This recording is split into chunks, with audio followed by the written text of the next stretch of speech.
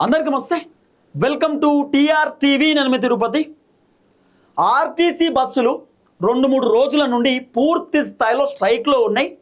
RTC కార్మికులు విధుల్లోకి పోతలేరు. బస్సులన్నీ కూడా నిలిపివేసేటటువంటి కార్యక్రమం చేసిరు. ఆఖరికి ఆర్టీసీ కార్మికులు సమ్మెకి కూర్చున్నారు. సో ధర్నాలు చేస్తున్నారు. రాష్ట్ర ప్రభుత్వం పైన ఒత్తిడి తీసుకొస్తున్నారు. మాకు రావాల్సిన బెనిఫిట్స్ మాకు ఇవ్వాల్సిందే. కాంగ్రెస్ ప్రభుత్వమే మేనిఫెస్టోలో పెట్టినారు. ఆర్టీసీ కార్మికులకు సో అండ్ సో చేస్తామని చెప్పి ప్రభుత్వమే చెప్పినారు. మాకు 39-32 డిమాండ్లు ఉన్నాయి. ఈ డిమాండ్లను ఖచ్చితంగా రాష్ట్ర ప్రభుత్వం పరిష్కారం చేయాల్సిందే. ఈ డిమాండ్లను అనుగుణంలోకి తీసుకోవాల్సిందే.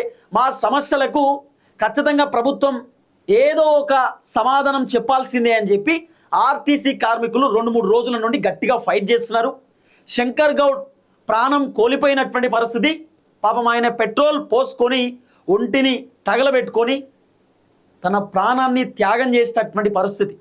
సో మొత్తానికి కాంగ్రెస్ పార్టీ మంత్రులు ఆర్టీసీ సంఘాలను సెక్రటేరియట్ పిలిచిరు. సెక్రటేరియట్లో ఇప్పుడు క్యాబినెట్ మీటింగ్ నడుస్తున్నది. ఆర్టీసీ కార్మికుల సంఘాలతోటి మంత్రులు డిస్కస్ చేస్తున్నారు. అసలు మీకు సంబంధించినటువంటి డిమాండ్లు ఏంది, ఆ డిమాండ్లను మాకు చెప్పండి, ఆ డిమాండ్లు ఎన్ని చేస్తాం ఏం కథ అనేది మేము చెప్తామని చెప్పి మంత్రులు ఆర్టీసీ సంఘాల వాళ్ళతో మాట్లాడేటటువంటి కార్యక్రమం చేస్తున్నారు. నా వెనకాల వీడియోలు కనబడతా ఉన్నాయి. సెక్రటేరియట్లో మొత్తానికి ఆర్టీసీ సంఘాల లీడర్లతోటి మంత్రులు డిస్కస్ చేస్తున్నటువంటి పరిస్థితి. డిస్కషన్ కంటిన్యూ అవుతున్నది. ఫస్ట్ లంచ్ కంటే ముందు పొన్నం ప్రభాకర్తో మాట్లాడినారు. తర్వాత ప్రభుత్వ అధికారులతో మాట్లాడినారు. ఆ తర్వాత డైరెక్ట్ బట్టి విక్రమార్కతో డిస్కస్ చేస్తున్నారు. శ్రీధర్ బాబు ఉన్నారు, అడ్డూరి లక్ష్మణ్ ఉన్నారు, తర్వాత బచ్చన్న ఉన్నాడు, పొన్నం ప్రభాకర్, వివేక్ వెంకటస్వామి కనబడతా ఉన్నారు. మనకు చాలా క్లియర్గా క్యాబినెట్ మీటింగ్ సుమారు మార్నింగ్ నుండి కనబడుతున్నది. సుమారు 11 గంటల నుండి ఇప్పటిదాకా still now cabinet meeting continue అవుతున్న పరిస్థితి. ఆర్టీసీ సంఘాల లీడర్లతోటి మంత్రులు డిస్కస్ చేస్తున్నారు. సో ఏం చేయాలి, ఏం కథ, మీ డిమాండ్లు ఏంది, ఆ డిమాండ్లను ఎంతవరకు ముందుకు తీసుకుపోగలుగుతాం, ఆ డిమాండ్లను పరిష్కారం చేయగలుగుతామా లేదా అని చెప్పి సో బట్టి విక్రమార్క ఆర్టీసీ సంఘాల లీడర్లతో డిస్కస్ చేస్తున్నాడు. పూర్తి స్థాయిలో అన్ని అంశాలను తెలుసుకునేటటువంటి కార్యక్రమం చేస్తున్నాడు. పొన్నం ప్రభాకర్ కూడా వాళ్ళకు హామీ ఇచ్చిందట, ఒక 1 మంత్ టైం ఇవ్వండి, 1 మంత్లో అన్ని క్లియర్ చేస్తాం, 1 మంత్లో పూర్తి స్థాయిలో అన్ని అంశాలపైన మనం డిస్కస్ చేద్దాం. ప్రభుత్వం దగ్గర ప్రజెంట్ డబ్బులు లేవు, నిధులు లేవు, ప్రభుత్వం అవస్థ పడుతుందనేటటువంటి అంశాన్ని కూడా మంత్రులు చెప్పినారు అనేది ఒక వినబడుతున్న చర్చ. సో చాలా క్లియర్గా చూడొచ్చు. మంత్రులు వాళ్ళతో డిస్కస్ చేస్తున్నారు, వాళ్ళ దగ్గర నుండి సమాచారం తీసుకుంటున్నారు, ఏందో అని చెప్పి అడుగుతున్నారు. తర్వాత ప్రభుత్వ అధికారులు కూడా వాళ్ళతో మాట్లాడే కార్యక్రమం చేసిరు. ఆర్టీసీ సంఘాలు వాళ్ళ డిమాండ్లన్నింటినీ కూడా ప్రభుత్వ అధికారులకు చెప్పినారు, అలాగే మంత్రులకు కూడా చెప్పినారు. అసలు ప్రభుత్వ అధికారులకు అంటే ఆర్టీసీకి సంబంధించినటువంటి కార్మికుల డిమాండ్ ఏంది, అసలు వాళ్ళు ఎందుకు సమ్మె కూర్చున్నారు, కారణం ఏందనేది వీడియోలో మనం పిన్ టు పిన్ మాట్లాడుకునేటటువంటి కార్యక్రమం చేద్దాం. సో శంకర్ గౌడ్ ఆత్మశాంతి కోసం ఒక 2 నిమిషాల పాటు మౌనం పాటించిన వాళ్ళంతా కూడా సెక్రటేరియట్లో. సో ఏంటి అసలు డిస్కషన్ ఏంటి, ఆర్టీసీ కార్మికులకు సంబంధించినటువంటి వాళ్ళు ఎందుకు సమ్మె కూర్చున్నారు, సమ్మె గల కారణం ఏంది, 2-3 రోజుల నుండి బస్సు ఎందుకు స్ట్రైక్ పెట్టినారు, రీజన్ ఏంది. మరి ఇప్పుడు ఈ చర్చలు ఆర్టీసీ సంఘాలు మంత్రులతో కూర్చొని చర్చిస్తున్నారు. ఈ చర్చలు విఫలమవుతుందా సఫలమవుతుందా, ఈ చర్చలు సక్సెస్ అవుతుందా ఫెయిల్ అవుతుందా. ఇప్పుడు ఆర్టీసీ సంఘాలు ఏదైతే మంత్రులతో కూర్చొని డిస్కస్ చేస్తున్నారో మరి ఈ సమ్మెని విరమించుకుంటారా, ఇంకా ఈ సమ్మె కంటిన్యూ అవుతుందా, ఇంకా స్ట్రైక్ కంటిన్యూ చేసే కార్యక్రమం చేస్తారా, ఇంకా ఉవ్వెత్తున ఈ స్ట్రైక్ను నడిపేసేటువంటి కార్యక్రమం చేస్తారు, అసలు ఏం జరగబోతుంది అనేది ఈ వీడియోలో మనం పిన్ టు పిన్ మాట్లాడుకునేటటువంటి కార్యక్రమం చేద్దాం. అలాగే ఫస్ట్ టైం మన ఛానల్ చూస్తున్న వాళ్ళు దయచేసి సబ్స్క్రైబ్ చేయండి, షేర్ చేయండి, లైక్ చేయండి. మీరు సబ్స్క్రైబ్ చేసుకోవడం ద్వారా నాకు ధైర్యం వస్తుంది, బలం వస్తుంది. నేను ఇంకా ప్రజా సమస్యలపైన గట్టిగా మాట్లాడతా, ప్రభుత్వాన్ని గట్టిగా ప్రశ్నిస్తా. ఆర్టీసీ కార్మికులకు సంబంధించినటువంటి ఏదైతే కొన్ని డిమాండ్స్ ఉన్నాయో ఆ డిమాండ్స్ని చాలా క్లియర్గా నేను చెప్తున్నా. వాళ్ళ డిమాండ్స్ ఒకటి, పిఆర్సీకి సంబంధించి పెండింగ్లో ఉన్నటువంటి వేతన సంబంధించినటువంటి అంశాన్ని మాకు రావాలి, మాకు పిఆర్సీలు కావాలి, పిఆర్సీలు రాలేదు, మా పిఆర్సీలు మాకు ఇవ్వండి అనేది ఒక అంశం. తర్వాత ప్రభుత్వం నుండి రావాల్సినటువంటి బెనిఫిట్స్ మాకు కావాలి.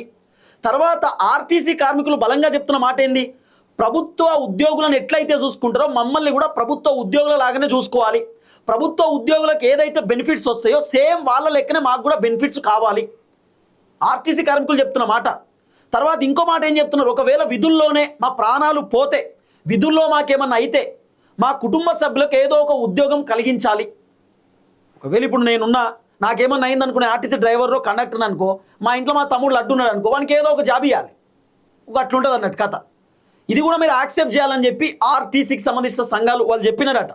తర్వాత ఎవరికైనా హెల్త్ ఇష్యూ వస్తే మెరుగైనటువంటి వైద్యం కావాలి టీఎస్ఆర్టీసీకి సంబంధించినటువంటి దవాఖానలోనే, టీఎస్ఆర్టీసీ సంబంధించిన దవాఖానలోనే మెరుగైనటువంటి వైద్యం కావాలి. అలాగే హాస్పిటల్ కూడా కట్టండి, మాకు ఒక సపరేట్ దవాఖాన కావాలని కూడా చెప్పిరట. ఇప్పుడు ఉన్న దవాఖానలు కాకుండా ఇంకేమైనా సపరేట్ దవాఖాన ఉంటే కూడా కట్టండి, ఇంకా మెరుగైనటువంటి మాకు వైద్యం కావాలి, మంచి డాక్టర్లు కావాలి, మాకు ఏ ఇబ్బంది లేకుండా కావాలని చెప్పి చెప్పినారట. తర్వాత ఆర్టీసీ వ్యవస్థలోనే చాలా పోస్టులు ఖాళీగా ఉన్నాయి, డ్రైవర్ కండక్టర్ పోస్టులు ఖాళీగా ఉన్నాయి. ఈ పోస్టులను భర్తీ చేయాలని కూడా చెప్పిరట. తర్వాత ఆర్టీసీని ప్రైవేటీకరణ కాకుండా గవర్నమెంట్లో విలీనం చేసుకోవాలి, ఇదొక అంశం కూడా ప్రభుత్వానికి చెప్తున్నారు. ఇంకోటి ఏంటంటే ఆర్టీసీ డ్రైవర్లు కండక్టర్లకు పని భారం ఎక్కువైతున్నది. ఇప్పుడు వాళ్ళకి టార్గెట్లు పెడుతున్నారు, ఒక్కొక్క బస్సుకి 50,000 రావాలి, ₹1,00,000 రావాలి, బస్సులో 50 మందిని ఎక్కించుకోరు, సీట్లు అన్నీ నిండిపోవాలి, ఒక్క సీటు ఖాళీగా ఉండొద్దని చెప్పి టార్గెట్లు పెడుతున్నారు. సో ఈ టార్గెట్ పెట్టడం ద్వారా మాకు ఇబ్బంది అవుతుంది, వర్క్ ప్రెషర్ పెరుగుతున్నది. సో మీరు ఇంకా వేరే ఎంప్లాయీస్ని కూడా తీసుకోండి. మహాలక్ష్మి పథకం కింద, ఫ్రీ బస్సు పథకం కింద ఎప్పుడైతే పెట్టిరో, ఫ్రీ బస్సు పెట్టడం ద్వారా చాలామంది మహిళలు బస్సు ఎక్కుతున్నారు. సో పంచాయతీలు అవుతున్నాయి, ఇంకా బస్సులను పెంచండి, ఇంకా బస్సులను పెంచండి, బస్సులు ఇంకా ఎక్స్ట్రా తీసుకురండి అని కూడా ప్రభుత్వానికి చెప్పినారట. ఈ అంశంతో పాటు ఇంకా 2-3 అంశాలు కూడా చాలా ప్రధానంగా తీసుకొచ్చారు. పెన్షన్లు కూడా పాత పెన్షన్ పద్ధతిని తీసుకురండి అని చెప్పిరట. పాత పెన్షన్ల పద్ధతిని తీసుకురండి, రిటైర్డ్ అయిన తర్వాత కూడా మాకు పెన్షన్లు రావాలి. ప్రభుత్వ ఉద్యోగులకైతే ఏ విధంగా పెన్షన్లు పోతాయో మమ్మల్ని కూడా అట్లనే పెన్షన్ రావాలి. తర్వాత కాంట్రాక్ట్ బేసిక్ అనేటటువంటి ఈ వ్యవహారాన్ని తీసేయండి.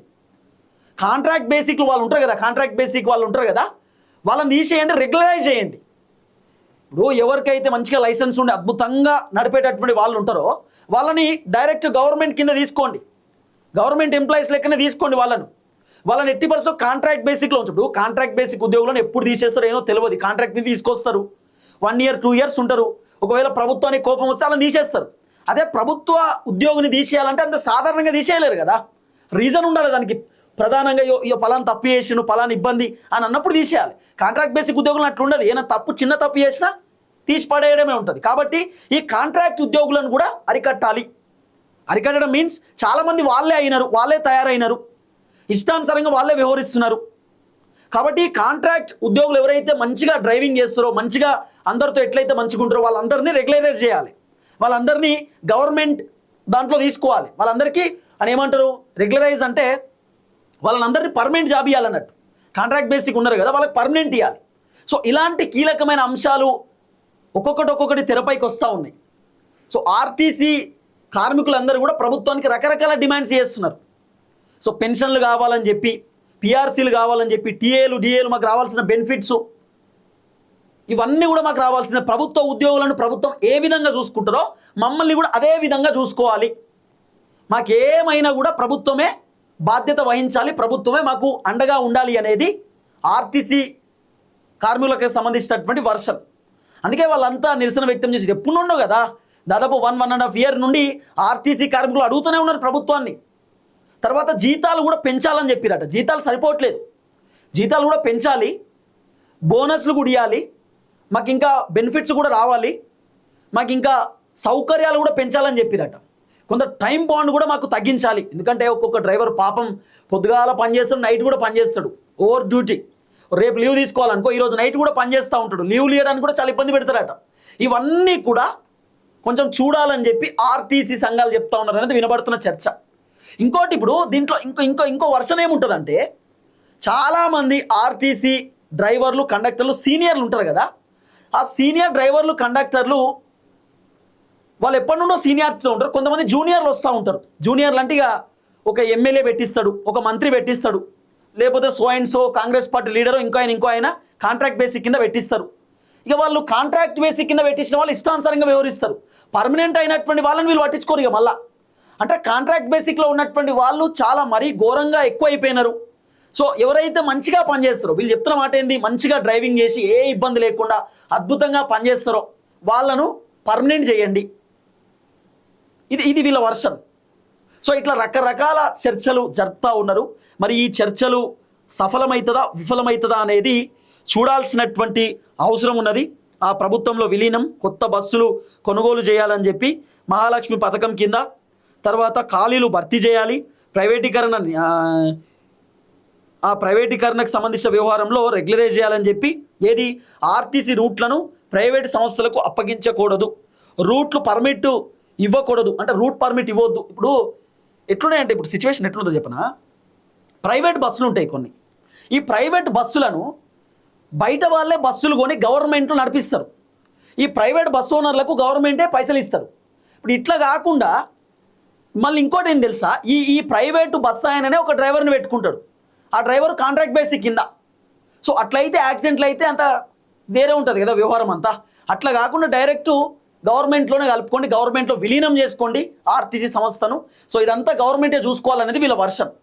ఇది ప్రైవేటీకరణ ఉండడం వల్ల ఎవరు పడితే వాళ్ళు పెత్తనం చేస్తారు ఆర్టీసీ పైన. అయితే గవర్నమెంట్ కింద ఉంటే గవర్నమెంటే ఫైనల్, ఏం జరిగినా గవర్నమెంట్ని అడుగుతారు కదా అందరు కూడా.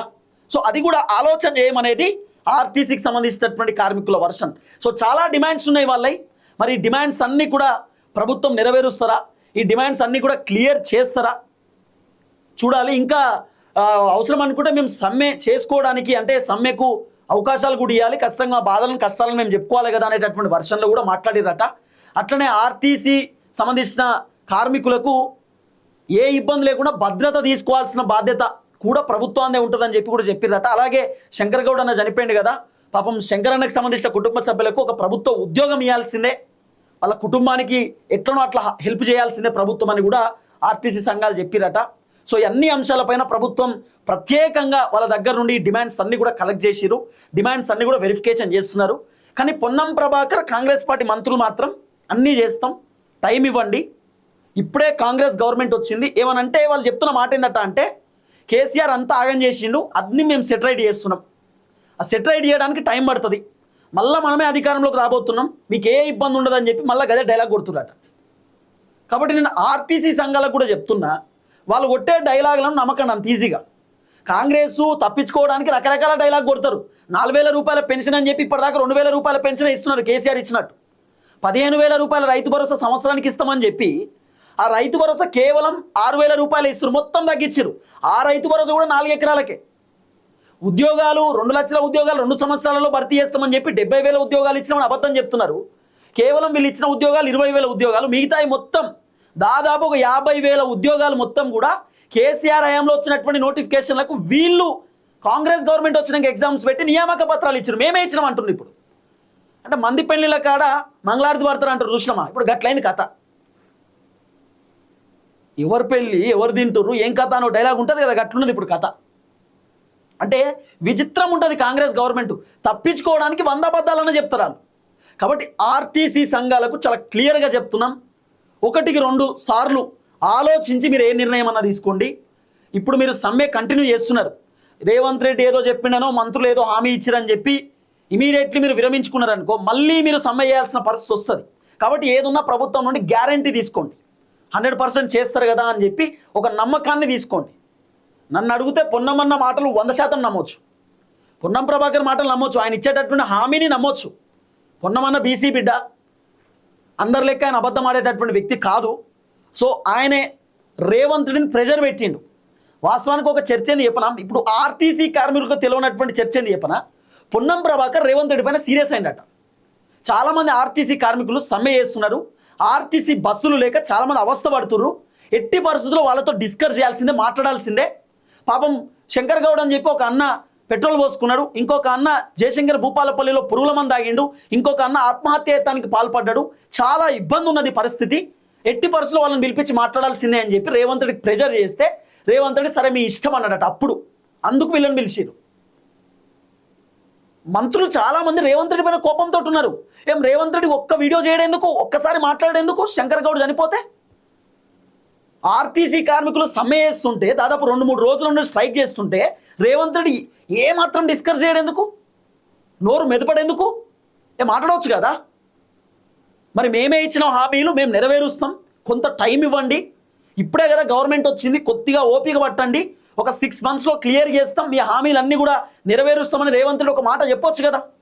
ఎందుకు చెప్పలేకపోతున్నాడు? ఏమనంటే మా దగ్గర పైసలు లేనప్పుడు ఢిల్లీ పోవడెందుకు, 70 సార్లు ఢిల్లీకి, ఏం పని ఢిల్లీలో?